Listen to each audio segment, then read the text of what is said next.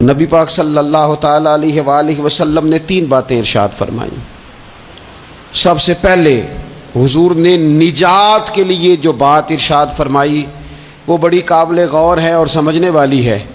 حضور علیہ الصلوۃ والسلام نے پہلی بات ارشاد فرمائی، فرمایا اگر تو نجات چاہتا ہے تو اپنی زبان کو اپنے قابو میں رکھ،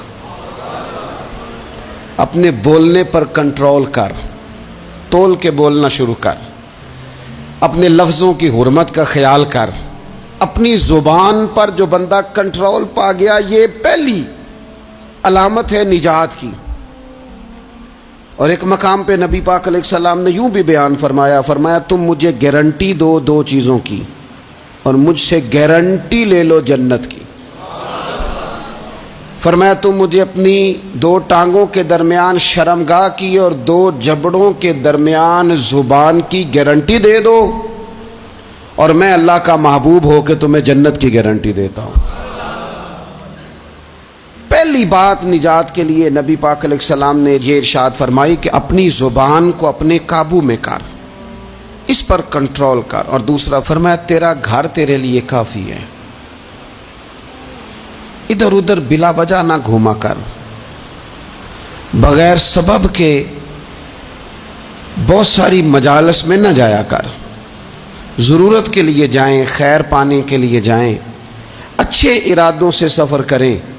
گئے ہمارے صوفیاء علماء دور دراز کے سفر کیے محدثین نے، کس لیے؟ حضور کی احادیث کو جمع کرنے کے لیے، نبی پاک علیہ الصلوۃ والسلام کے فیضان سے حصہ پانے کے لیے۔ لیکن فرمایا ادھر ادھر نہ۔ کچھ لوگوں کو بڑا شوق ہوتا ہے، اس مجلس میں بھی جائیں گے، اس محفل میں بھی جائیں گے، اس کی بھی سنیں گے، اس کی بھی سنیں گے۔ نتیجہ یہ رہے گا کہ بے یقین ہو جائیں گے، اپنے گھر سے نکلیں گے، گھر گھر پھریں گے، کسی گھر کے نہیں رہیں گے۔ تیرے لیے تیرا گھر کافی ہے، اپنے گھر رہ، اپنا گھر جو ہے وہ تجھے کفایت کرے، اپنے گھر میں قیام کر۔ یہ دوسری علامت ہے نجات کے لیے۔ اور تیسرے نمبر پہ نبی اکرم صلی اللہ تعالی علیہ وسلم نے فرمایا اگر تو نجات چاہتا ہے نا تو اپنی خطاؤں پہ رویا کر، اپنی خطاؤں پہ آنسو بہا، اپنے آپ پہ رو، اگر چاہتا ہے کہ بچ جائے۔ 3 چیزیں نبی پاک علیہ الصلوۃ والسلام نے بیان فرمائیں۔ زبان کو قابو میں کرو، اپنے گھر میں قیام کرو، اور فرمایا کہ تم اپنی خطاؤں پہ رویا کرو۔ یہ 3 اگر چیزیں تمہیں میسر آتی ہیں تو پھر رسول پاک علیہ السلام کی زبان فیض حق کے ترجمان سے گارنٹی مل رہی ہے کہ اللہ اس بندے کو نجات عطا فرمائے گا۔ بہت شوق ہے لوگوں کو باتیں کرنے کا، بڑی باتیں، اوئے ہوئے۔ جو بات بڑے مختصر لفظوں میں 2 جملوں میں بیان ہو سکتی ہے، اس کے پیچھے اتنی لمبی تمہید باندھیں گے کہ اصل بات ہی رہ جائے گی بیچ میں سے۔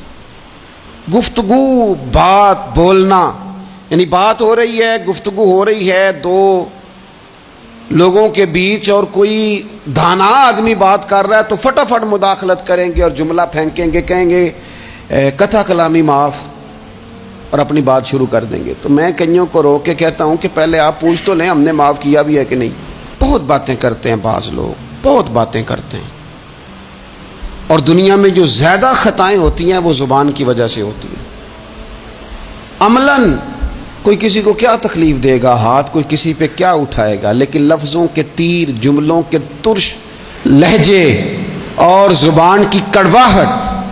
حضرت عثمان غنی رضی اللہ تعالیٰ عنہ فرمایا کرتے تھے کہ زبان تو روح کو گھائل کر جاتی ہے، بندے کو اندر سے توڑ کے رکھ دیتی ہے یہ زبان۔ بہت سارے لوگ تھے، انہوں نے بہت سارے جملے زندگی میں بولے، میں یقین سے کہتا ہوں کہ انہیں بھی پچھتاوا ہوا کہ یار مجھے یہ والا لفظ نہیں کہنا چاہیے تھا، لیکن کاش یہ بعد میں پچھتانے سے پہلے آپ سوچ لیتے۔ اور بہت سارے لوگ ایسے ہیں جو مجھے پتہ ہے جو وہ کہہ رہے ہیں وہ معافی ضمیر ان کا نہیں ہے، وہ ان کے خیالات نہیں ہوتے، لیکن وہ کہہ دیے انہوں نے، اور کہنے کے بعد اندازہ ہوا کہ یہ ہمیں کہنا نہیں چاہیے تھا۔ دوسرا ارشاد فرمایا کہ تو اس طرح کر، اپنے گھر کو نہ لازم پکڑ لے، تیرا گھر تیرے لیے بہتر ہے، تیرا گھر تیرے لیے کفایت کرنے والا ہے۔ شریعت اسلامیہ میں نا رہبانیت منع ہے، سارے حقوق چھوڑ کے بندہ گھر میں بیٹھ جائے, حجرے میں بیٹھ جائے, مرضی منع ہے.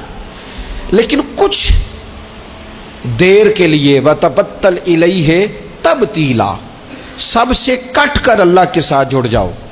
قرآن مجید نے کہا وہ کیا ہے کہ کچھ دیر کے لیے خلوت ضرور اختیار, جیسے آپ اعتکاف میں بیٹھے ہیں, سب سے کٹ کے اللہ کے گھر آ گئے, یہ کچھ دیر کے لیے یہ کام کرنے کا ضرور حکم دیا گیا ہے. آپ دیکھیے حضرت موسیٰ علیہ السلام, اسلام میں رہبانیت نہیں, سارے حقوق چھوڑ کے جانا نہیں, لیکن کچھ دیر کے لیے, تھوڑی دیر کے لیے. حضرت موسیٰ علیہ السلام 40 دن کے لیے گئے نا کوہ طور پہ, پھر اللہ نے تو رات عطا فرمائی. وَإِذْ وَعَدْنَا مُوسَىٰ 40 لَيْلَةً, ہم نے موسیٰ علیہ السلام سے 40 راتوں کا وعدہ لیا. نبی پاک علیہ السلام کتنے دن جا کے پہلے غار حرا میں بیٹھے, پھر اللہ تعالیٰ نے وحی عطا فرمائی. تو کچھ اپنے گھر میں وقت گزاریں, عبادت میں وقت گزاریں, اللہ کی یاد میں وقت گزاریں. سارا وقت گھومنے میں پھرنے میں ضائع نہ کر دیں. کچھ لوگ ایسے ہیں عبادت کے لیے بٹھاؤ تو تھکے ہوئے ہیں, اور ان سے کو کہیں جانا ہے تو وہ تیار بیٹھے ہیں. تو کچھ اوقات اپنے اس پر بھی لگائیں. اور تیسری بات جو ارشاد فرمائی گئی وہ یہ ہے کہ اپنی خطاؤں پہ رویا جائے. ہم نہ بڑا تبصرہ کرتے ہیں, بڑا رونا آتا ہے کسی کی مظلومیت پر, کسی کے دکھ پر, ملکی حالات پر, لوگوں پر, اچھی بات ہے, لیکن نجات کے لیے ضروری ہے کہ انسان اپنی خطاؤں پر بھی روئے. اور نبی اکرم صلی اللہ تعالیٰ علیہ وسلم نے فرمایا کہ اگر تمہیں اللہ کے خوف سے آنکھ سے اتنا قطرہ بھی نصیب ہو گیا جتنا مکھی اور مچھر کا پر ہوتا ہے, تو اللہ تبارک و تعالیٰ اتنا بھی تمہاری آنکھ سے آنسو نکل گیا تو جس طرح بھینس کے تھنوں سے نکلا ہوا دودھ دوبارہ تھنوں میں نہیں جاتا, تم بھی دوزخ میں نہیں جاؤ گے. اور 2 آنکھیں اللہ کو بڑی پیاری ہیں.